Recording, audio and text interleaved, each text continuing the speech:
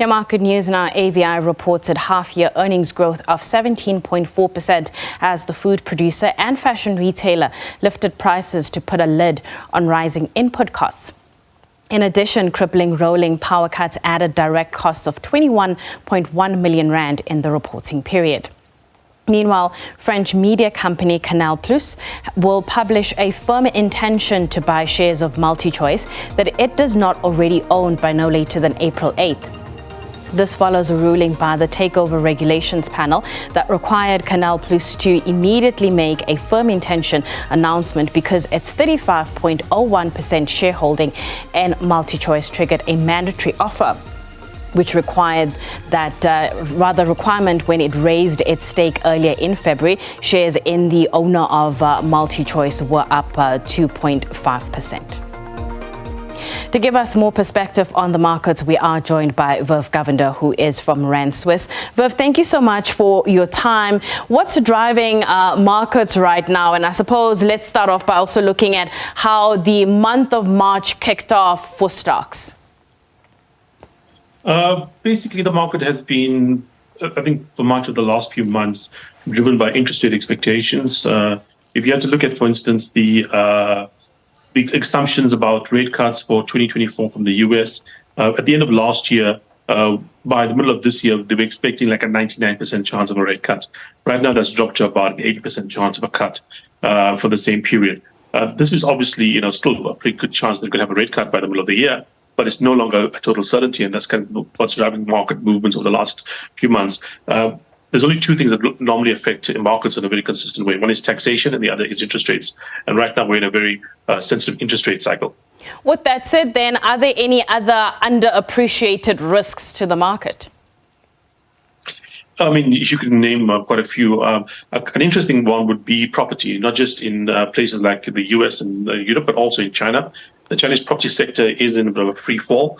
We've had a number of big companies in China, go into default effectively, property companies. And the Chinese property sector accounts for roughly a third of their GDP, and something like 2/3 of private wealth is tied up in that sector. Also, it accounts for a huge chunk of their consumption of natural resources, like a third of the steel, even if you account for things like, appliances and so on, like 1/5 of the copper used in China goes towards the construction in sector, infrastructure and retail, residential construction. So I think that's a very big danger. And then in other parts of the world, what's happening with interest rates is making the commercial property sector, at least, very vulnerable to a bit of a pullback.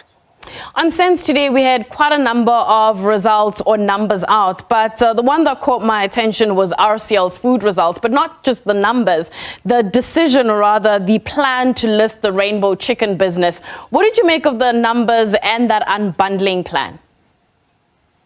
I think it makes a lot of sense. I mean, this company has, yes, it's food related, but there's very different kinds of food. There's farm food. There's things like sugar. There's like biscuits. There's meat. It's a very complicated kind of system.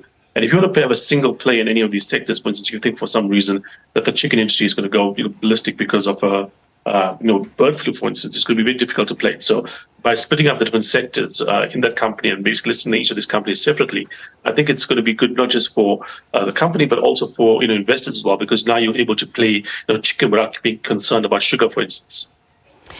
We have a lot of companies locally that are going to release results, the likes of, say, Nedbank tomorrow. We've got Kura and the like. If you had to look at the numbers, or rather the companies that are set to release their earnings, what are some of the things you're going to be paying attention to, and what's your expectation for local corporate profits? Yeah, look, I mean, I expect a bit of a stabilization to occur. We started to see things, for instance, like insolvencies in South Africa kind of level off, in terms of just how bad things are getting.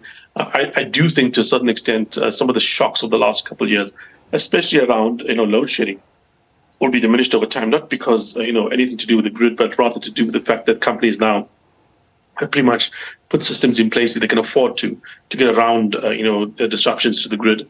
But also, I mean, I would like to see some other stuff about the infrastructure and the overall economy. The one thing that surprised me last week from Spur's results, for instance, was the fact that they mentioned about a third, about 200 something out of less than 600 of their restaurants are now basically put systems in place to overcome water shortages. which was a bit of surprise. Spur is not just a single unit anyway, but it's quite well spread over the country.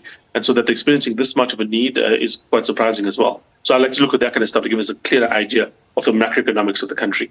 Speaking of macroeconomics, are there industries or sectors that you like right now? Yes, AI is a very big thing for me. I actually have an AI fund I run. And we've seen more and more money flowing to that sector over the last year or so.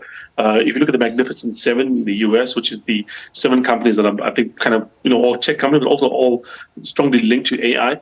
You take out the Magnificent Seven from the S&P 500, and you'll pretty much cut that performance of the last year in half for the S&P 500. You're talking about huge increases in companies that were already quite large. NVIDIA going up over 60% in the last few months. Companies, smaller companies that people haven't heard of, like Palantir, doing similar kind of moves. Even like things that people know about, like Meta, also getting into the AI space. That's really driving, I think, growth at the moment. You take out the AI-related companies from even the US S&P 500, and like I said, you're cutting growth rates by more than a half in some cases. Before I let you go, events that you're keeping an eye on for the rest of the week. A couple of things. Obviously, our GDP number. Hopefully, we avoid a technical recession after the previous period's slightly disappointing numbers. Also, U.S. non-farm payrolls coming out this week. We had inflation numbers last week and GDP numbers as well last week in the U.S. that were reasonably good. If we are able to have a too good number this week, unfortunately, the market doesn't like numbers that are too good, especially in terms of employment in the U.S. We might see a bit of a pullback. All right, Viv, thank you so much for your time. That is Viv Governors, a portfolio manager at Rand Swiss.